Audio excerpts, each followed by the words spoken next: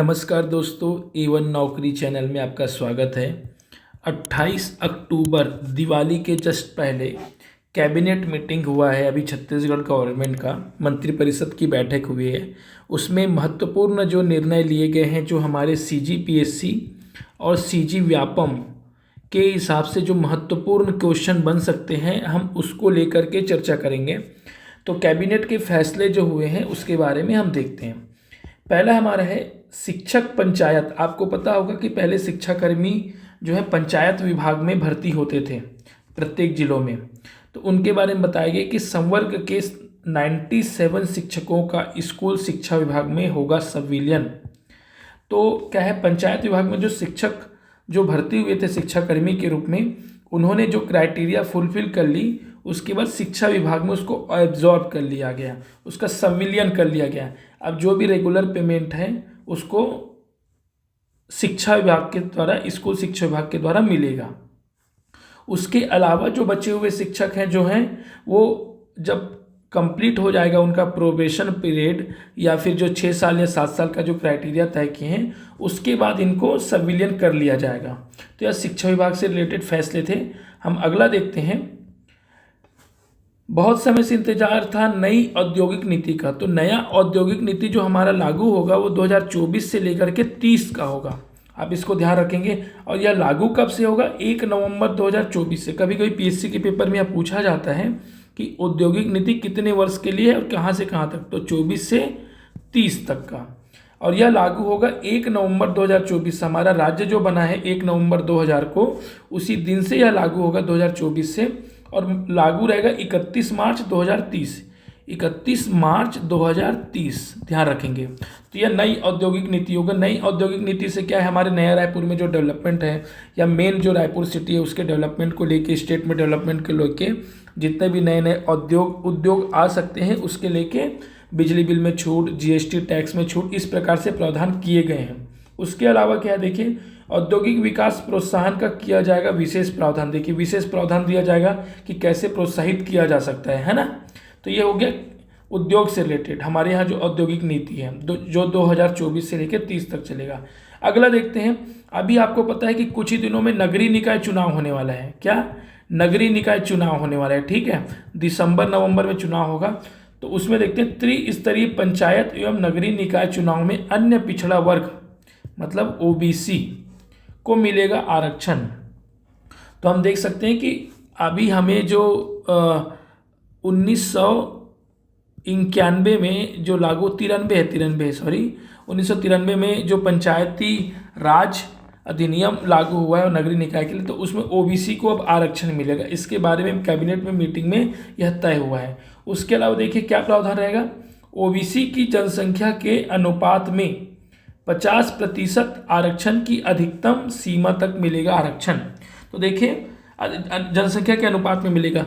जिस पंचायत में या जिस नगरीय निकाय में 50% SC और ST आरक्षण रहेगा, वहाँ OBC को नहीं मिलेगा, ध्यान रखेंगे। और जो बच जाएगा उसको OBC को मिलेगा। तो ये भी बात हो गई कि OBC को आरक्षण मिलने लगा है अभी पंचायती राज अधिनियम के हिसाब से। अगला फैसला देख लेते हैं। नवा रायपुर परियोजना हेतु आपसी करार द्वारा निजी भूमि क्रय करने पर नवा रायपुर अटल नगर विकास प्राधिकरण को 31 मार्च 2026 तक मुद्रांक शुल्क में छूट। अगर आप नया रायपुर में निजी भूमि लेना चाहते हैं, जमीन लेना चाहते हैं, तो 31 मार्च 2026 तक का मुद्रांक शुल्क को कम कर दिया गया है या माफ़ कर दिया गया है, ध्यान रखेंगे, है ना। अगला देख लेते हैं। खरीफ विपणन वर्ष। सबसे पहली बात आप ध्यान रखना है, अभी जो अक्टूबर नवंबर में जो फसल की कटाई होनी है उसको खरीफ फसल बोलते हैं। क्या बोलते हैं? खरीफ फसल। जो बरसात की फसल से पकता है और ठंड में जिसको काटा जाता है उसको खरीफ बोला जाता है। तो जो अभी हमारे यहाँ खरीदी होने वाला है उसके बारे में कह रहे हैं।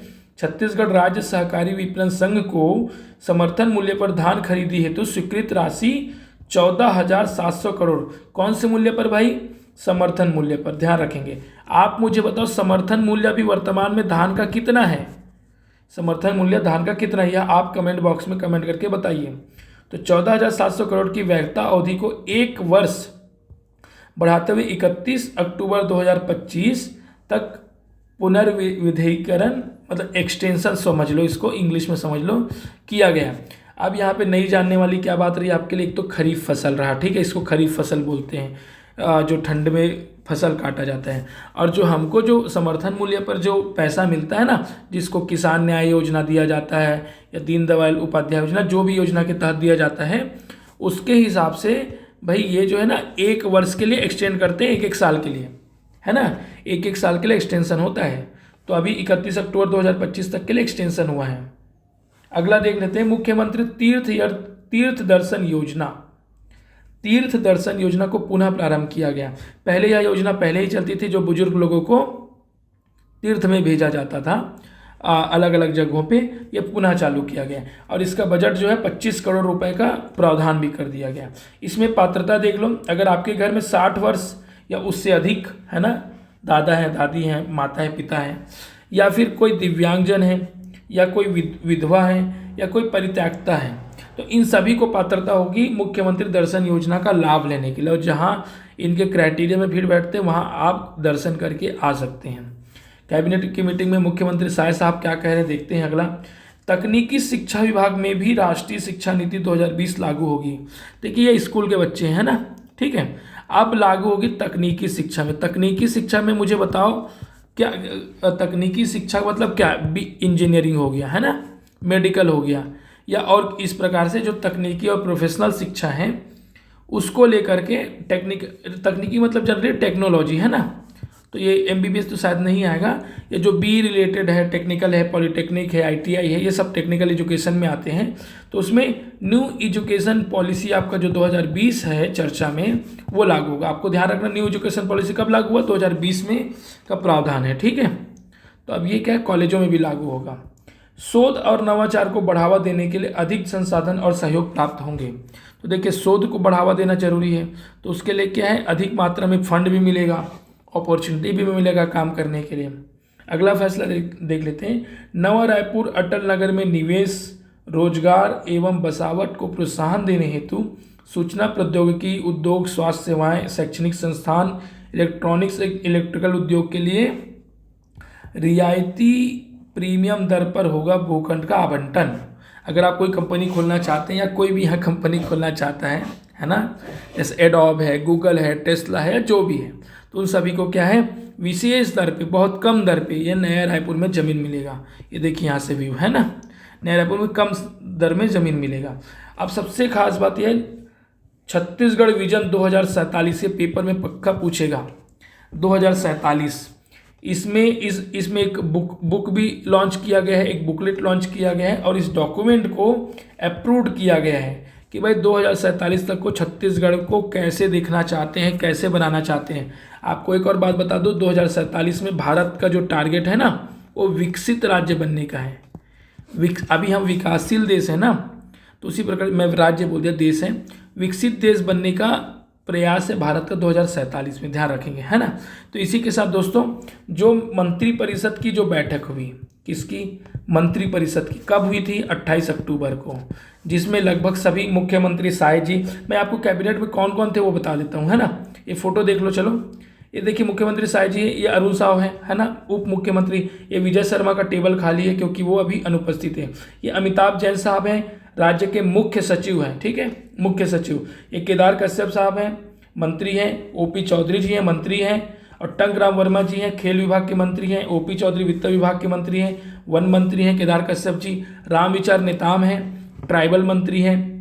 और अभी कृषि से रिलेटेड मंत्री हैं, कृषि और अभी जो धान खरीदी होने वाला उससे हैं, है ना। ये दयाल दास बघेल जी हैं, ये लखन देवांगन जी, लखन देवांगन जो है वो कोरबा से विधायक हैं। और किसके मंत्री हैं भाई, उद्योग मंत्री हैं। हमारी मैडम है ना, लक्ष्मी राजवाड़े जी, बाल विकास। और ये जायसवाल जी हैं, जायसवाल जो है कौन, क्या मंत्री हैं बताओ, जायसवाल जो है चिकित्सा मंत्री हैं, चिकित्सा हॉस्पिटल वगैरह के, ठीक है। तो ये मैंने मंत्रिपरिषद का भी बता दिया है आपको, और यह मीटिंग हुआ। तो दोस्तों इसमें जो इंपॉर्टेंट पॉइंट थे जो CGPSC के हिसाब से हो सकता था, मैं वो आपको बता दिया हूँ। अगर अच्छा लगा होगा तो आपने इसको प्रमोट करें और अपने दोस्तों में भी शेयर करें और हमारे चैनल को सब्सक्राइब करें। Thank you.